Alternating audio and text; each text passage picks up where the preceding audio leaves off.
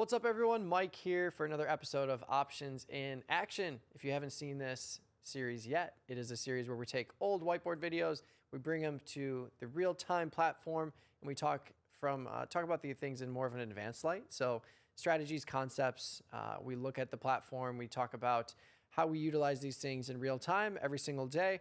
And we've gone through a lot of topics already, but today we're talking about cost basis reduction. So cost basis reduction, by definition, is really just improving your probability of success by way of reducing your cost basis on an asset. So a really easy example is 100 shares of stock. If you buy 100 shares of stock, you want the stock price to go up, of course, to make money. If it goes down, you will lose money.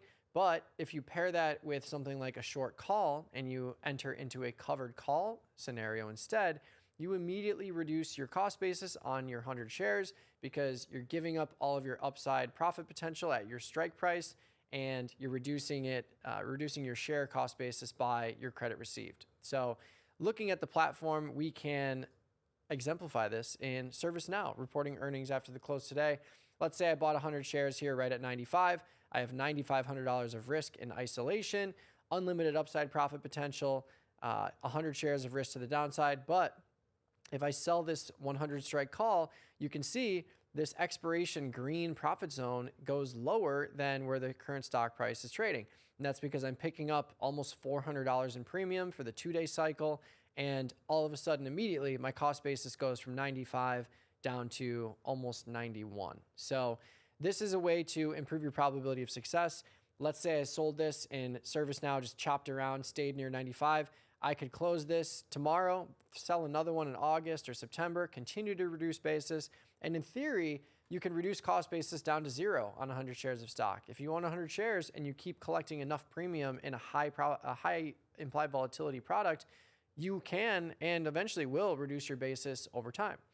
Another way to look at this is through something like our MES and MNQ year-long positions. So MNQ, I'm taking risk to the downside by way of a short put, 100 deltas of downside risk there, 100 deltas of upside risk at the 31,000 strike. But I've already collected $3,500 on this thing, and I've been in it for 60 days almost. So I've had 2 rolls, and we're up to $3,500 in premium. And this premium, as I keep collecting over time, really expands my cost basis beyond my strikes, which is where I take on intrinsic value. This MES position is a really good example. This 7,800 straddle, I've been in this trade the entire year.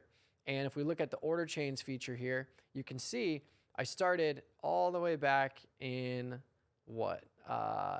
December 16th, the 6,600, 7,100 strangle for 93 points or 93 point credit.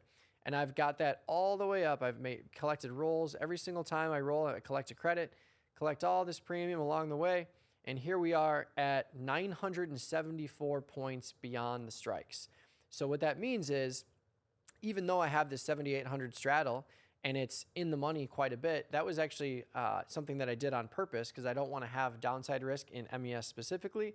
But nonetheless, I've collected almost 1,000 points beyond the strikes.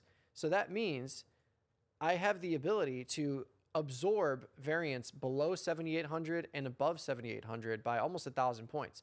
So what we could do to really show you this is go back to the order chains, look at 974.75. That's my average trade price. And I could just throw on a new trade here. If we go to the table mode, go out to the 57-day, throw on the 7,800 straddle, and type in the 974.75. Type that in, and we can show you the exact break evens here on this position if I were to enter this new trade with a credit of 974.75. So going to the analysis mode, we'll isolate just this new trade I have on. We'll go to expiration, and we'll go to the curve mode. And what you'll see is when we zoom out here, we've got tons of room to the upside and downside. And this is really how you collect premium over time and reduce your cost basis. It's reducing cost basis is an interesting term because if you have upside risk, you're really improving your cost basis. You're not necessarily reducing it. But either way, look at this wide range that I have to be successful here. Almost all the way down 1,000 points to the downside at 68.80, and then all the way up here to the upside at 8,800. So this market can go up or down dramatically, and I'll still be okay with this position because I've collected so much extrinsic value premium along the way. And all that extrinsic value premium that you collect eventually improves your cost basis over time, and it really just widens out those break evens and allows you to have a nice high probability of success trade. So you might be thinking, well, what about a short put? That's another one, another great one. Short puts are another cost basis reducing trade because instead of buying 100 shares like in the ServiceNow example, instead of buying 100 shares and selling a call against it right now, where I immediately take on 100 shares of risk at the current price, since I would own 100 shares, a short put is a cost basis reducing trade as well, because first of all, I'm picking up $150. If the product stays above 85, regardless, I keep that $150 over the next 2 days. But if it drops below 85, I keep that $150 in credit by Friday because all extrinsic value goes to zero. And now I have the ability to get into 100 shares at 85 less the 150 credit, bringing me to a break even of 83.50, which you can see on this as this green to gray bar here on the platform. So short puts are a great way to get into shares of stock at a lower cost basis. If you wanted to go even more advanced, you could consider maybe something like a put ratio spread.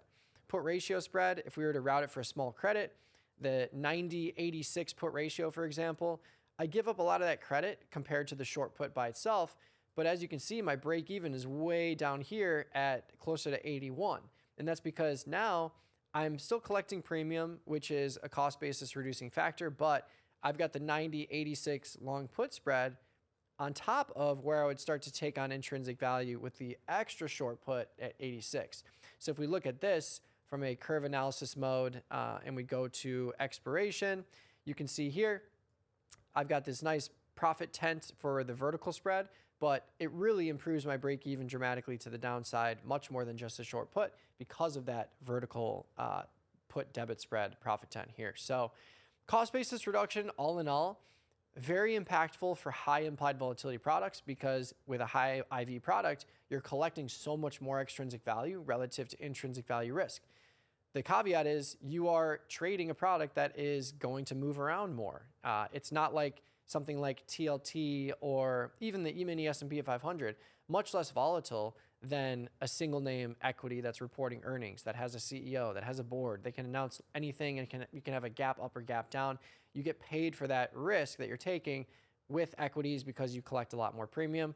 But with short puts, strangles, whatever, I think it's got to be imperative that you keep in mind your risk tolerance and just make sure that you have the ability to withstand any of that variance, right? That's the name of the game. In the MES position or the MNQ position, the S&P 500 can go down 30% and I'll still be okay in this trade because I can manipulate these strikes as they are now, but also because the trade size is small enough to where I can absorb that variance in this account size. Maybe you do one contract, maybe you size down into a smaller price product. Whatever the case may be, I think it's just important to make sure that regardless of what you're doing, utilizing option strategies to reduce cost basis, but also keeping your trade size super small as well. And last but not least, before I get out of here, we've been getting a ton of questions on the Super Bowls and the Super Bears that we've been doing in SPX.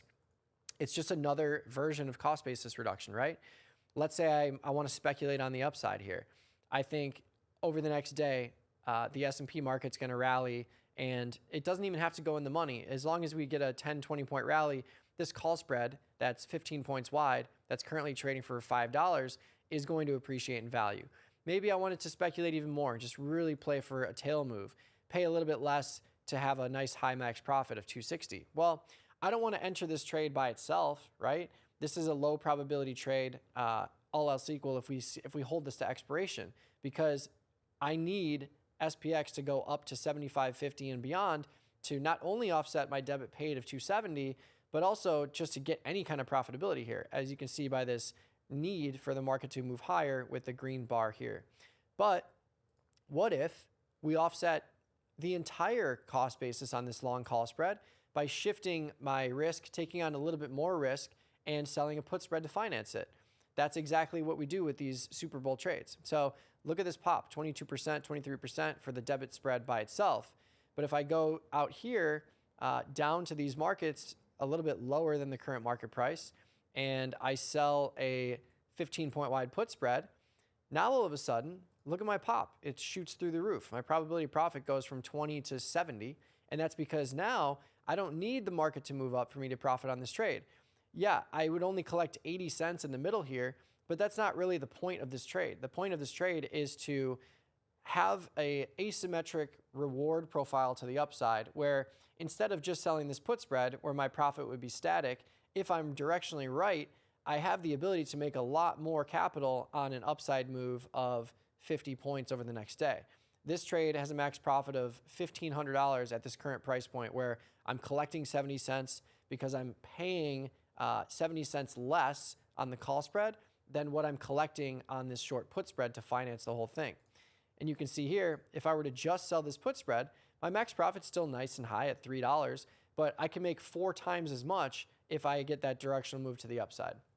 I had one this morning. We got a 20-point rally in the pre-morning session, and I closed it for $250. If I were just to have sold that put spread, I wouldn't have made as much on that trade, but at the same time, I would have had more of a neutral profit in the middle here. So cost basis reduction can be seen in a number of different ways, but if you like to speculate on long options, using a short put spread like this to finance the whole thing, or in the case of SpaceX, I have a short put that finances the entire cost of a long call. I routed that for a $350 credit, and this is a 2-year trade. I took a stab at 125. It's in the money right now, but my 125 short put completely offset the entire cost of my 300 strike long call. So these are the types of things that you can do. You can turn a low probability trade where you're just buying an option or a spread into a high probability trade by selling a put spread in this case, or a put to finance the whole thing. And that can be the difference between a ton of losers in a row, where you have a decaying long option and that can be a liability, to where now all of a sudden you have this neutral profitability range, and those trades can be completely offset because you're shifting where your risk is. But let me know what you think in the comments below. Let me know how you're using cost basis reduction, whether it's covered calls, whether it's a short put to get into long stock and then turning into a covered call. That's the wheel strategy. Or maybe you're getting more involved with these Super Bowls, Super Bears, where you have a little bit of asymmetry. You still have a neutral profit range and a high probability trade. But yeah, let me know what you think. We'll be back for some more episodes of Options in Action every Wednesday. But stay tuned, like and subscribe to the Tasty Live channel if you haven't already, and we'll see you next time.